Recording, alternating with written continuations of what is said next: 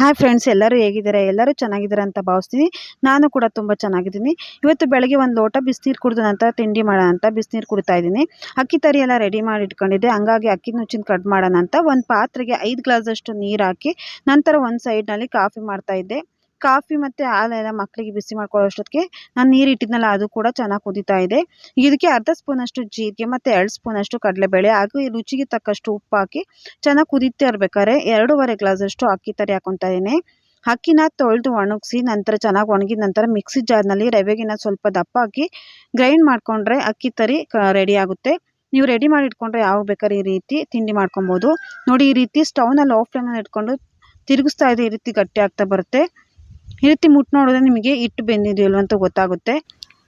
ಈಗ ಹಿಟ್ಟೆಲ್ಲ ರೆಡಿ ಆಗೋಷ್ಟೊತ್ತಿಗೆ ನಾನು ಸಣ್ಣದಾಗಿ ಸಬ್ಸಿಗೆ ಸೊಪ್ಪು, ಕೊತ್ತಂಬರಿ ಸೊಪ್ಪು ಹಾಗೆ ಈರುಳ್ಳಿನ ಸಣ್ಣದಾಗಿ ಹೆಚ್ಚಿಟ್ಕೊಂಡಿದ್ದೀನಿ. ಈರುಳ್ಳಿ ಇಷ್ಟೇ ಹಾಕಬೇಕು ಅಂತ ಏನಿಲ್ಲ, ಸ್ವಲ್ಪ ಜಾಸ್ತಿ ಹಾಕ್ಕೊಂಡು ಚೆನ್ನಾಗಿರುತ್ತೆ. ಈಗ ಬೆಂದಿರ್ತಲ್ಲ ಹಿಟ್ಟನ್ನೆಲ್ಲ ಒಂದು ದೊಡ್ಡ ಪಾತ್ರೆಗೆ ಹಾಕ್ಕೊಂಡು ಸಣ್ಣದಾಗಿ ಹೆಚ್ಚಿರೋ ಈರುಳ್ಳಿ, ಕೊತ್ತಂಬರಿ ಸೊಪ್ಪು, ಸಬ್ಸಿಗೆ ಸೊಪ್ಪು ಹಾಕ್ಕೊಂಡು ಚೆನ್ನಾಗಿ ಮಿಕ್ಸ್ ಮಾಡ್ಕೊತಾ ಇದ್ದೀನಿ. ಇದಕ್ಕೆ ಬೇಕು ಅಂದರೆ ನುಗ್ಗೆ ಸೊಪ್ಪು ಮತ್ತು ಮೆಂತ್ಯ ಸೊಪ್ಪನ್ನ ಕೂಡ ಸಣ್ಣದಾಗಿ ಹೆಚ್ಚಿ ಹಾಕೊಬೋದು. ಸೊಪ್ಪು ತಿನ್ನೋಕ್ಕೆ ಯಾರಿಗೆ ಇಷ್ಟ ಆಗಲ್ವೋ ಅವರಿಗೆ ಈ ರೀತಿ ಮಾಡಿಕೊಟ್ರೆ ತುಂಬಾ ಇಷ್ಟಪಟ್ಟು ತಿಂತಾರೆ. ಮತ್ತು ಇದಕ್ಕೆ ಸೊಪ್ಪು ಹಾಕಿರೋದು ಗೊತ್ತಾಗಲ್ಲ, ಟೇಸ್ಟಿಯಾಗೂ ಇರುತ್ತೆ ಮತ್ತು ಹೆಲ್ದಿಯಾಗೂ ಕೂಡ ಇರುತ್ತೆ. ನಿಮ್ಮಲ್ಲಿ ಮಕ್ಕಳೇನಾರಿದ್ರೆ ಈ ರೀತಿ ಮಾಡಿಕೊಡಿ, ಉಂಡೆ ಮಾಡಿಕೊಡಿ ಅಂತ ಹೇಳಿದ್ರೆ ಬೇಗ ಮಾಡಿಕೊಡ್ತಾರೆ. ಈ ರೀತಿ ಉಂಡೆ ಎಲ್ಲ ಆದಮೇಲೆ ನಾನು ಆವಾಗಲೇ ಇಡ್ಲಿ ಪಾತ್ರೆಗೆ ಸ್ವಲ್ಪ ನೀರು ಹಾಕಿ ಸ್ಟವ್ನ ಲೋ ಫ್ಲೇಮ್ನಲ್ಲಿ ಇಟ್ಟಿದ್ದೆ.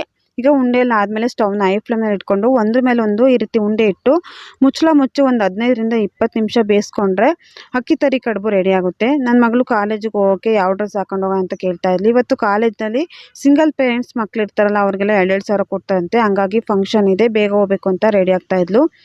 ಇದಕ್ಕೆ ಮಾಮೂಲಿಯಾಗಿ ಕಾಯಿ ಚಟ್ನಿ ಮಾಡ್ತೀವಲ್ಲ, ಅದೇ ರೀತಿ ಕಾಯಿ ಚಟ್ನಿ ಮಾಡಿಕೊಂಡ್ರೆ ಚೆನ್ನಾಗಿರುತ್ತೆ. ಆದರೆ ಹಸಿಮೆಣ್ಸಿನ್ಕಾಯಿ ಸ್ವಲ್ಪ ಜಾಸ್ತಿ ಹಾಕಿದ್ರೆ ಖಾರವಾಗಿರುತ್ತೆ, ತುಂಬ ಚೆನ್ನಾಗಿರುತ್ತೆ. ಇದಕ್ಕೆ ಆಯಿಲ್ ಹಾಕಿಲ್ವಲ್ಲ, ಹಂಗಾಗಿ ಡಯಟ್ ಮಾಡೋರಿಗೆ ಮತ್ತು ವೆಯ್ಟ್ ಲಾಸ್ ಮಾಡೋರಿಗೆಲ್ಲ ಈ ತಿಂಡಿ ತುಂಬಾ ಇಷ್ಟ ಆಗುತ್ತೆ.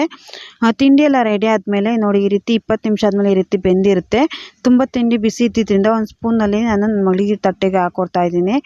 ಇದು ತೆಗಿತಿದ್ದಂಗೆ ಒಂದು 5 ನಿಮಿಷ ಬಿಟ್ಟು ಹಾಕ್ಕೊಟ್ರೆ ತಣ್ಣಗಾಗುತ್ತೆ. ತಕ್ಷಣ ಹಾಕಿದ್ರೆ ಸ್ವಲ್ಪ ಬಿಸಿ ಇರುತ್ತೆ. ನಾನು ಕೂಡ ತಿಂಡಿ ತಿಂದು ಅಂಗಡಿಗೆ ಹೋಗ್ತಾ ಇದ್ದೀನಿ. ಈ ವಿಡಿಯೋ ಇಷ್ಟ ಆದರೆ ದಯವಿಟ್ಟು ನಮ್ಮ ಪೇಜ್ನ ಫಾಲೋ ಮಾಡಿ.